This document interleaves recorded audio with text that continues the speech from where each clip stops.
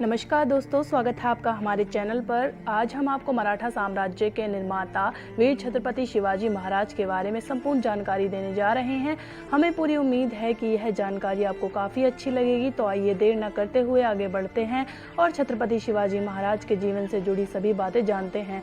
शिवाजी महाराज एक महान योद्धा थे जिन्होंने हर परिस्थिति में अपने दुश्मनों का सामना बुद्धिमानी और चतुराई से किया और अपने दुश्मनों को पराजित किया।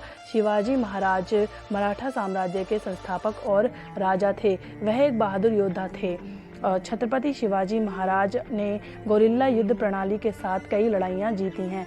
चलिए अब हम आपको बता देते हैं शिवाजी महाराज जी के प्रारंभिक जीवन के विषय में।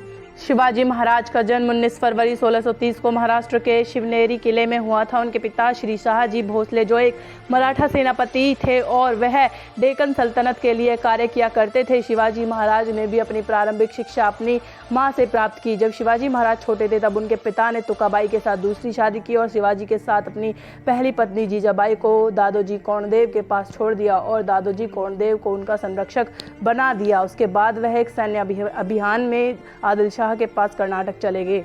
दादोजी कोंडदेव ने शिवाजी को घुड़सवारी, निशानेबाजी और तलवारबाजी की शिक्षा प्रदान की। शिवाजी गुरु शुरू से ही एक उत्साही योद्धा के रूप में दिखाई देने लगे। यह देखते हुए उन्हें केवल औपचारिक शिक्षा ही दी गई। दादोजी ने सोचा कि शिवाजी भी उनके पिता की तरह ही उनके स्थान पर डेक्कन सल्तनत के सेनापति बनेंगे, लेकिन किस्मत को कुछ और मंजूर था। 15 साल की उम्र में उन्होंने 1646 में हिंदू राष्ट्र की स्थापना करने के लिए दृढ़ निश्चय कर लिया। यह वर्ष 1646 शिवाजी के लिए उपयोगी साबित हुआ जब उन्होंने स्थानीय किसानों और मावलों की मदद से अपनी सेना का निर्माण किया। शिवाजी जानते थे कि किले की स्थापना साम्राज्य के लिए क्यों महत्वपूर्ण है, इसलिए शिवाजी ने अपनी 15 वर्ष की आयु में आदिल शाही को रिश्वत देकर वहां के सारे किलों पर कब्जा कर लिया। उसके बाद उन्होंने आबाड़ी किरण की मदद से थाने, कल्याण और भिवंडी के किलों को मुल्ला अहमद से छीनकर उस पर अपना कब्जा कर लिया और इसी घटनाओं से आदिल शाही में हड़कंप मच गया। इसलिए शिवाजी के पिता को आदिल शाह ने गिरफ्तार कर लिया। उसके बाद शिवाजी ने लगभग 7 वर्षों तक आदिल शाह पर सीधा हमला नहीं किया, लेकिन इन 7 वर्षों में शिवाजी ने अपने साम्राज्य और साम्राज्य की सैन्य शक्ति को बढ़ाने और प्रभावशाली देशमुखों को अपने पक्ष में करने में लगा दिया।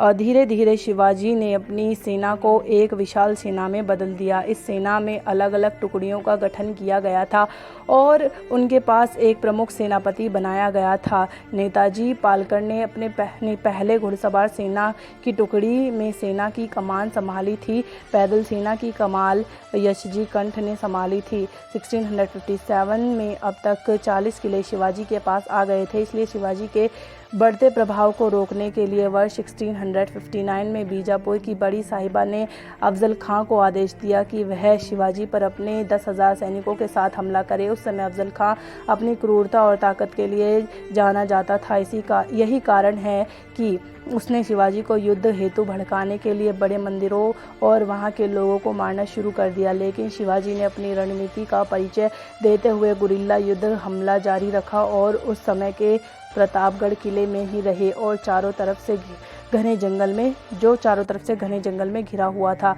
अंत में अफजल खां ने शिवाजी को मिलने के लिए आमंत्रित किया। शिवाजी के वहां पहुंचने के बाद अफजल खां ने अपनी मजबूत बाहों से शिवाजी को दबाया, लेकिन शिवाजी को पहले से ही पता था कि वह यह धोखा देगा।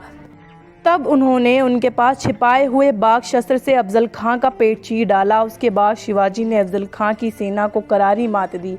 बीजापुर का सुल्तान शक्तिशाली अफजल खां की मौत से स्तब्ध हो गया। 1659 में शिवाजी ने रुस्तम जमान को करारी टक्कर दी, जिसमें रुस्तम अपनी जान बचाने के लिए युद्ध भूमि से भाग गया। वर्ष 1660 में आदिल शाह ने अपने सेनापति सिद्दी जोहर को शिवाजी पर हमला करने का आदेश दिया। उस समय शिवाजी पनाला किले में थे और शिवाजी ने सिद्दी जोहर को मिलने का निमंत्रण दिया, क्योंकि उस समय सिद्दी जोहर ने पन्हाला किले के चारों पन्हाला किले को चारों ओर से घेर लिया था। जब सिद्दी जोहर शिवाजी से मिलने गया तो आदिल शाह को यह खबर दी गई कि उसका सेनापति शिवाजी के साथ मिल चुका है। इस कारण आदिल शाह ने सिद्दी जोहर से युद्ध किया। इसी बीच एक रात का फायदा उठाकर शिवाजी पन्हाला किले से निकल गए। उस समय बाजी प्रभु देशपांडे ने आदिल शाह की सेना को संभाला और उसमें बाजी प्रभु देशपांडे की मृत्यु हो गई, जिसके कारण बाजी प्रभु देशपांडे को महाराष्ट्र के इतिहास में एक महान योद्धा के रूप में माना जाता है। 1670 तक शिवाजी ने कई किलों पर अपना अधिकार कर लिया। औरंगजेब ने भी शिवाजी महाराज को हराने के लिए बहुत प्रयास किए, लेकिन वह हर प्रयास में असफल रहा। वह शिवाजी को अपने अधीन करने में समर्थ रहा और उसने अपने कई प्रमुख योद्धाओं को भी खो दिया। 1680 तक शिवाजी ने 300 किले और 1 लाख सैनिकों की सेना बना ली थी, लेकिन 1680 में शिवाजी का स्वास्थ्य बिगड़ गया। तेज बुखार और पेचिश के कारण शिवाजी महाराज का 52 वर्ष की आयु में 5 अप्रैल 1680 को निधन हो गया। इसी कारण से औरंगजेब ने सोचा कि शिवाजी की मृत्यु के बाद मराठा साम्राज्य समाप्त हो गया है, लेकिन ऐसा सोचना गलत था। उसके बाद उसके पुत्र संभाजी महाराज ने कार्यभार संभाला और बाद में छत्रपति राजा राम ने उनका कार्य जारी रखा। औरंगजेब को 25 वर्षों तक मराठा साम्राज्य से लड़ना पड़ा, जिसके कारण वह अपनी मृत्यु तक पूरी तरह से बर्बाद हो गया। तो इस प्रकार से वह शिवाजी महाराज को कभी हरा नहीं पाया। यह थी हमारी आज की वीडियो। मिलते हैं आपसे अगली वीडियो में। कृपया करके आप हमारे चैनल को सब्सक्राइब कर दीजिए और तब तक के लिए जय श्री राम, जय भारत माता की और जय शिवाजी महाराज।